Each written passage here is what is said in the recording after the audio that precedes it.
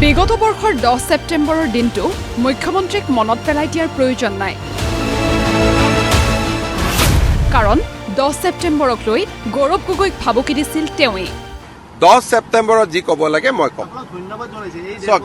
মোক ধন্যবাদ জনোৱাৰ কথা একো নহয় কথাটো হ'ল যে যিজন মানুহৰ পৰিয়ালত তিনিজনে বিদেশী তেওঁ বিদেশীৰ কাৰণে কাম কৰিব নে স্বদেশীৰ কাৰণে কাম কৰিব এইকাৰণে মোক ধন্যবাদ জনাবলগীয়া একো নাই অসমৰ মানুহে তেওঁক ভালকৈ ধন্যবাদ জনাব গৌৰৱ গগৈৰ পাকিস্তান লিংক ফাদিল কৰিব নোৱাৰিলে ঘৰলৈ নাযাওঁ বুলিও ঘোষণা কৰিছিল মুখ্যমন্ত্ৰীয়ে মইতো ক'লো না মই একেবাৰে ৰিজাইন দি দিম যদি মই এটা কথাও মিছা কৈছো এটা কথাও যদি মিছা কথা কৈছো জীৱনত ৰাজনীতিয়ে নকৰো আৰু যদি এক কদম বেছি কৈ যায় মই এনেকুৱা প্ৰতিজ্ঞা কৰি দিম যে মই ঘৰতে নাযাওঁ আৰু যদি মই এটাও কথা মিছা কৈছো জীৱনত মোৰ ঘৰতে মই নুসুমাও ছেপ্টেম্বৰ পাৰ হৈ গ'ল কেতিয়াবাই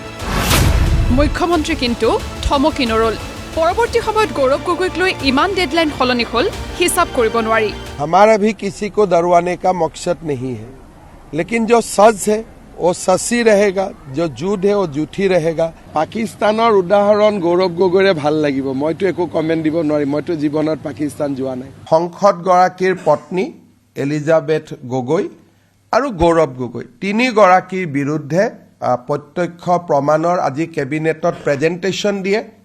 এটলিষ্ট আমাৰ কেবিনেট মন্ত্ৰীসকলে প্ৰেজেন্টেশনটো পাই যথেষ্ট আচৰিত হৈছে এইবাৰ মুখ্যমন্ত্ৰী আহিল 8 ফেব্ৰুৱাৰী 2026 ৰ দিনটোলৈ 8 তাৰিখে ৰাতিপুৱা 11টা বজাত আপোনালোক গুৱাহাটীলৈ আহিব প্ৰেছ কনফাৰেন্স হোগা और आप लोगों को सादर निमंत्रण এইবাৰ কি হ'ব পাৰিবনে ফাদিল কৰিব গৌৰৱ গগৈক 10 ছেপ্টেম্বৰত এইখিনিয়ে কথা কৰিবলগীয়া আছিল যদি কথাবোৰ ইমানে গুৰুত্বপূৰ্ণ তো ইমান মাহ ছেপ্টেম্বৰ মাহ অক্টোবৰ মাহ নৱেম্বৰ মাহ ডিচেম্বৰ মাহ জানুৱাৰী মাহ কিমান মাহ হৈ গ'ল পাৰি গ'ল পিছে তাৰিখ বাৰ ঘোষণা কৰিলেও মুখ্যমন্ত্ৰীৰ হঠাৎ সুৰ সলনি ইমান দিনে নিজে কৈ অহা কথাবোৰ নিজেই মিছা প্ৰমাণ কৰি মুখ্যমন্ত্ৰী আজি ক'লে এছআইটিৰ প্ৰতিবেদন অকল গৌৰৱ গগৈক লৈ নহয় ভাৰতক ভিতৰৰ পৰা দুৰ্বল কৰিব খোজা এটা সিস্টেমৰ বিৰুদ্ধেহে যথেষ্ট স্পৰ্শকাতৰ এইটো এটা ইনকুৱাৰী ঠিক এইটো অসমৰ ৰাজনীতিৰে চাব নালাগে এইটো এটা বিশ্ব স্তৰৰ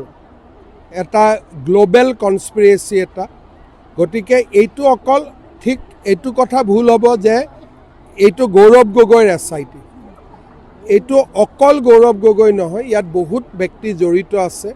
আৰু কেনেকৈ ভাৰতক ভিতৰৰ পৰা দুৰ্বল কৰাৰ কাৰণে আমেৰিকাৰ পৰা ইংলেণ্ডৰ পৰা কেনেকৈ ষড়যন্ত্ৰ হয় তাৰ এটা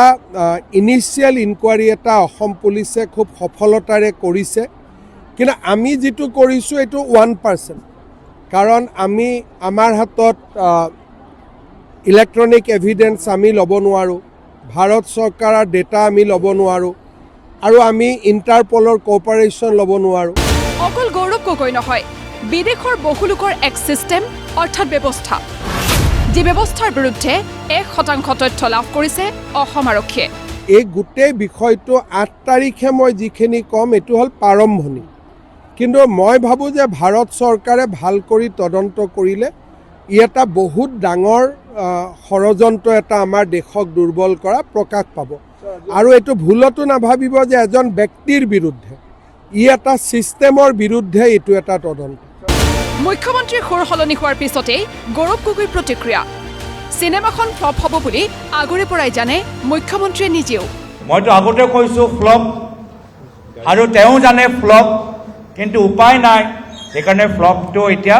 মুকলি কৰিবলৈ বাধ্য হৈছে প্ৰায়তো তৰুণ গগৈদেৱৰ 15 বছৰৰ কাৰ্যকাল বিৰুদ্ধে একো নাপালে এখানে খুচৰি এটা ফ্লপ চিনেমাৰ তেওঁ এটা নাটক সৃষ্টি কৰিছে ৰাইজেও ভালদৰে জানে